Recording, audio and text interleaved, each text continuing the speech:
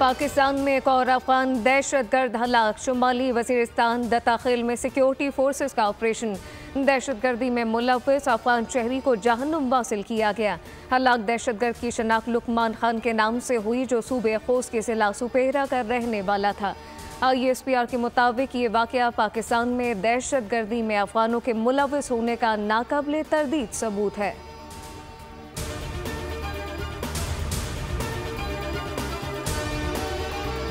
कराची के इलाके कोरंगी में रात गए डाकुओं के हाथों शहरी का कत्ल। CCTV फुटेज सामने आ गई। शहरी ने मोटरसाइकिल पर फरार होते डाकू को दबोच लिया।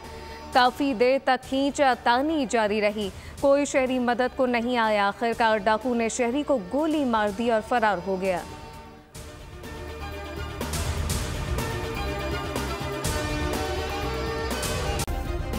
सब्सक्राइब करें और बेल दबाएं ताकि कोई खबर रह न जाए।